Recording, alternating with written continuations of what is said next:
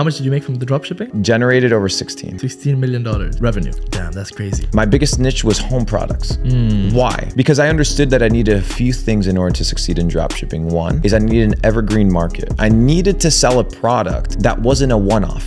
I couldn't have one-time customers. I needed repeat customers with long and high lifetime value retention. I needed my customers to be worth more than $14 and spending a ton of money and paying Zuck to give me these customers, because I understood how complicated it was going to be, because the model was very simple, therefore it could be replicated. And what I realized is with dropshipping specifically is that in order for you to have a winning niche, you need a couple things. The first one is an evergreen ecosystem, your ability to continuously sell in perpetuity. The second thing is you need a big enough audience. So your pool of customers, if you're trying to scale to $1 million day, you can't have a 200,000 person audience. You need a big market. So that's why I was like, okay, let me sell household products, because every person is going to need this in perpetuity, always and forever. 100%. And then finally, I was like, I need to make sure, because a lot of people drop ship and they try to finesse Facebook. I'm like, dude, I'm not in the business of finessing Facebook. I want to have a good relationship with Facebook.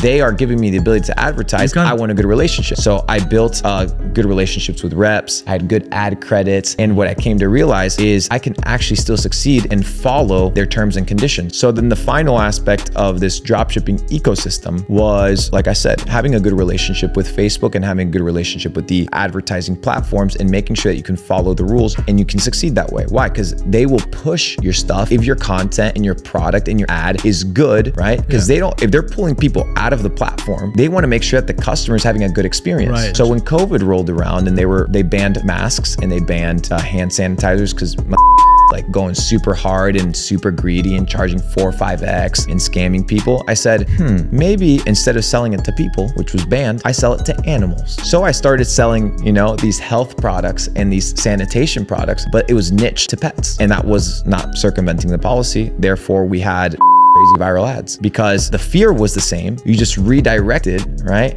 to a different scenario. So I think we had the top 10 ad of Facebook, top 10 or top 20 of all time. I think it had over 250 million views on the ad. How much did you spend for that ad? Millions of dollars, bro, because it was over months. So what exactly is the product? Like, I can't say exactly the product because it still works. I can't tell you what the product is, but I've given you the niche, right, which is household products, and I've told you that we niched it to pets. Sanitation products for pets. Sanitation products for pets. We repurposed it. So that's how we operated it, and it works super well. I'll give all the drop shippers and the e-commerce kids a little freebie.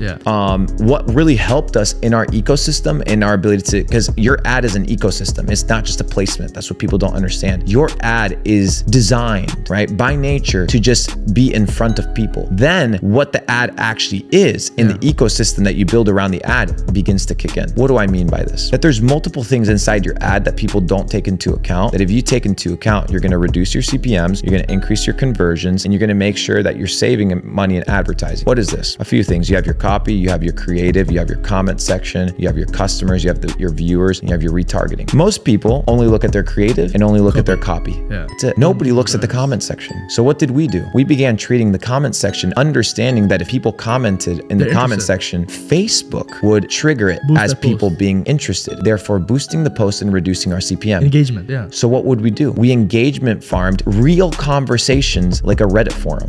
So what would happen? Lady A would hop into our ad, right? And she would be in a scenario where like, oh, this is a cool product. It would be nice for my dog. Most would go on the drop shipping a comment, right? And be like, oh, well, that's cool. You can get it for 50% off. Here's the link. What did we do? Cultivate relationships with customers. Oh, that's great. Do you mind sharing a photo of your dog? Boom. Next person, that's a cute dog. Oh, perfect. Do you have a dog? Please post a photo of your dog. Then we would trigger controversy. So we would have an account that would go be like, I don't like that dog. It's an ugly dog. It's an ugly dog. And people would go crazy and comment. But don't call my dog ugly. But Facebook doesn't know the difference. Therefore, we began to have extremely cheap CPMs, massively cheap CPMs that we'd never seen before. CPMs, for the people that don't know what that is, CPM, that's cost per thousand mil. It's in Spanish or in Latin.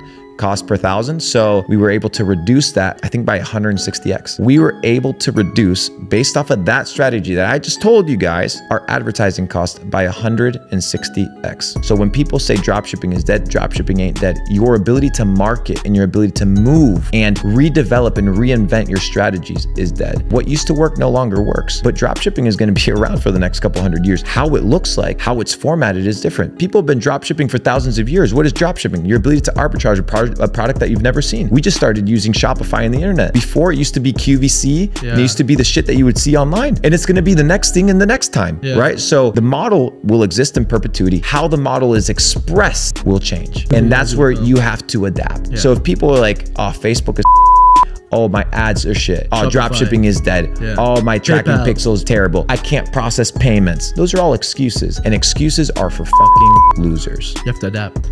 Exactly. You adapt or you die. The success you've had on e-commerce is definitely something that we can't move past without acknowledging, you know? Because a lot of people, it's like probably one of the most competitive spaces. Everybody, it's the #1 side hustle that everybody wants to do, dropshipping, you know? But that's the problem, bro. They treat it as a hustle. And there's two types of minds in this space. Because I do business with they're out here doing $1 million days, 100 million a year in drop shipping, like raw general store drop shipping. These Asians, they ain't treating this shit like a hustle. They're bosses. They run this like a business, like a corporation. That's why they're schooling you. That's why your shit ain't working, because these guys are taking your ads. These guys are taking your products. They have better supply chains. They have better price cogs. Like they're schooling you on every department because you're treating it like a side hustle. Side hustles, what I learned in the beginning of my career, should only be the mentality applied to making your initial money. Once you go from hustle mode, you need to go to boss mode. What is boss mode? A person that is building long-term sustainable businesses. You cannot build long-term scalable businesses by having to force cram and force feed ads in order for your business to survive. It won't work that way. It's too annoying. It's too stressful. I don't want to rely on Zuck's algos and on Zuck's tracking in order for me to make money. Why? Because as soon as Apple comes around and says,